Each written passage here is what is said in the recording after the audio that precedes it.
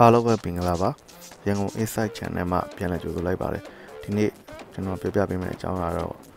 Facebook ကိုလုံခြုံစိတ်ချစွာဘယ်လိုအသုံးပြုရမလဲဆိုတဲ့နည်းလမ်းလေးတွေဖြစ်ပါတယ်အဲဒီနည်းလမ်းတွေမှာ friend list ကို page နည်းတို့တင်ကိုတက်တွဲရင် review ခံထားတဲ့နည်းစတဲ့နည်းတွေပါဝင်မှာဖြစ်သလိုအခြားနည်းလမ်းတွေလည်းပါဝင်မှာဖြစ်ပါတယ်ဒါကြောင့်မို့ဒီဗီဒီယိုလေးကိုအဆုံးထိဒီ page ချင်းဖြစ် Facebook ကိုလုံခြုံစိတ်ချစွာအသုံးပြုနည်းကိုအသုံးပြုတဲ့နည်းလမ်းကိုတင်သွားပါလိမ့်မယ် Okay ဒါဆိုရင်တော့ကျွန်တော်တို့စပြီးတော့ Facebook application နဲ့ဝင်လိုက်ပါမယ်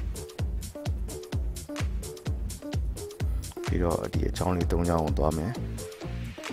ဒါဆိုဒီနေရာကိုရောက်သွားလိမ့်မယ်ပြီးရင် setting နဲ့ privacy ကိုထပ်သွားမယ်ပြီးတော့ setting နဲ့ကိုထပ်ဝင်မယ်ဒီမှာကျွန်တော်တို့ကိုယ့်အကောင့်လုံးညုံစိတ်ချသွားသုံးလို့ရအောင် setting တွေအများကြီးချိန်ကြမယ်ပထမဆုံးဆိုတာကျွန်တော် privacy setting ကိုသွားမယ်အခုစင်မှာ privacy setting ဆိုတာတွေ့လိုက်မယ်အဲ့ဒါကိုနှိပ်လိုက်ပါပြီးပထမဆုံး your activity ဆိုတာတွေ့လိုက်မယ်ဒီမှာ who can see your future post အဲ့ဒါကိုတွေ့လိုက်မယ်ဒါကတော့ကျွန်တော် frame မှာထားတာပါတယ်ဒီဥစ္စာကpost တစ်ခုတင်တိုင်းFacebook မှာရွေးလို့ရပါတယ် friend or public ကျွန်တော်ကတော့ friend ထားတာကိုပို့ပြီးတော့အကျဉ်းပြုချင်ပါတယ် public ဆိုရင်တော့ရှားလို့ပါဒေတာရဲ့ post ကိုဝင်ကြည့်လို့ရမှာဖြစ်ပါတယ်ဒါကို friend ထားလိုက်မယ်နောက်တစ်ခုက who can see the people page and list you follow ဒီဟာကြတော့တင် like လုပ်ထားတဲ့ page တွေ follow လုပ်ထားတဲ့လူတွေကိုဘယ်သူတွေတွေ့နိုင်လဲဆိုတော့ရွေးမဲ့ setting ဖြစ်ပါတယ် public ကနေ friend ကြောင်းပေးပါဒါဆိုတင်ငယ်ချင်းတွေပဲမြင်နိုင်မှာဖြစ်ပါတယ်ဟုတ်ပြီနောက်တစ်ခုက who can send you friend request မှာဒါလေးကိုနှိပ်လိုက်မယ်ဒါ friend request ကို send နိုင်လဲဆိုတာကျွန်တော်ဒီမှာပြောင်းလိုက်မယ် friend of friend ကိုvideo request လုပ်နိုင်တယ်တင်ငယ်ချင်းတွေရဲ့တငယ်ချင်းပေါ့ဒါဆိုရင် mutual ရှိရဲ့လူတွေပဲတင်ကို friend request လုပ်နိုင်တယ် mutual မရှိဘူးဆိုရင်တင်ကို friend request လုပ်နိုင်မှာမဟုတ်ပါဘူး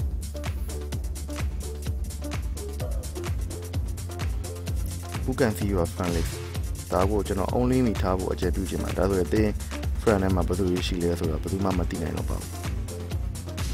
သင်ပြောတယ်ပဲသိနိုင်ပါတယ်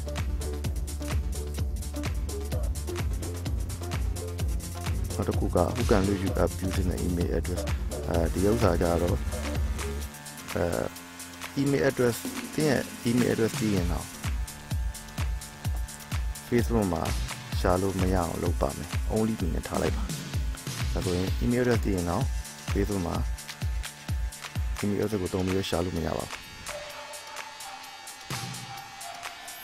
ဒီဥစ္စာလည်းဖုန်းနံပါတ်သိရင်တော့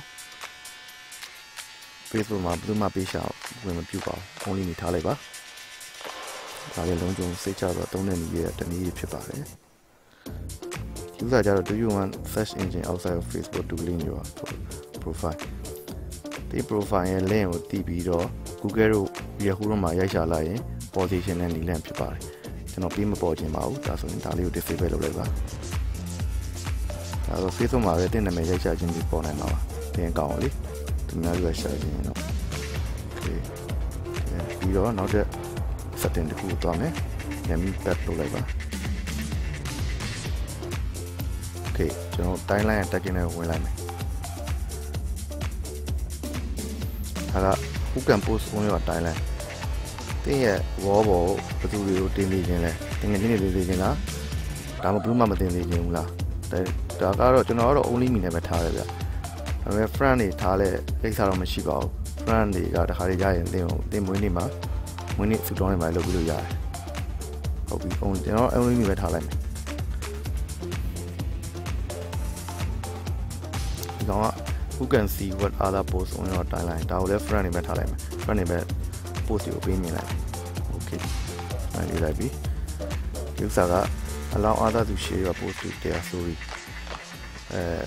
တင်ရဲ့ post တွေကိုသူများရဲ့ story မှာ share လာမယ် share ချင်လားမ share ချင်ဘူးလားဆိုတာပြတာဖြစ်ပါတယ်ဒါတော့ no လုပ်လိုက်မယ်အခုလည်း no ဖြစ်သွားပါပြီ off လိုက်ပါပြီဒီကွာ tagging မှာ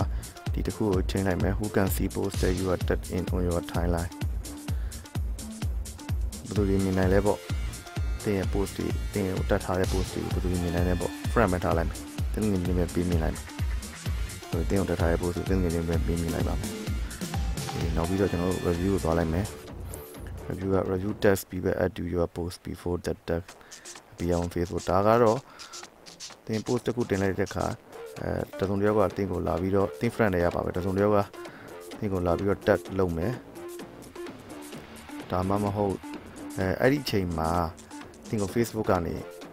tag လုပ်ခွင့်ပြုမပြုဘူးပြောပြတာဖြစ်ပါတယ်ချက်ပေးပါလိမ့်မယ်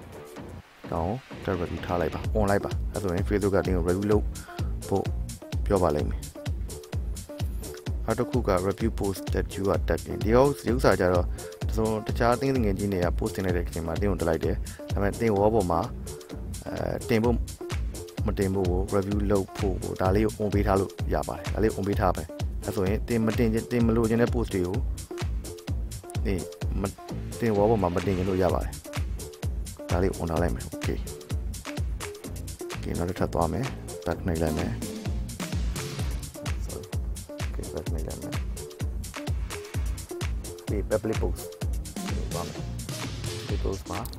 ဒါလည်းဟိုနဲ့အတူတူပါပဲ public post ကတော့ဒါ video ကိုပေးမြင်ခြင်းလဲပေါ့တင် post တင်တဲ့အခါ friend ကိုပဲပေးမြင်ခြင်းပါလဲ friend ထားလိုက်မယ်နော် okay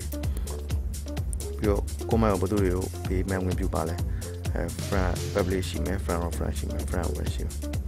မယ်ငွေချင်းတွေကိုပဲပေးပြီးတော့ comment မှန်းဝင်ပြလိုက်မယ်ဒါလည်းလုံးစုံသိကြတော့အသုံးပြုနည်းရဲ့တနည်းပါပဲ okay ပြီးတော့ဒါကဒီရဲ့public profile ကအကြောင်းအရာတွေပေါ့အဲ့ဒါတွေကို like တွေ comment တွေပေးခွင့်ပြုခွင့်ပြုရွေးချယ်ရတာဖြစ်ပါတယ်ဒါဆိုကျွန်တော် friend ပဲယူလိုက်မယ် friend တွေပဲဒီ public profile အကြောင်းအရာတွေ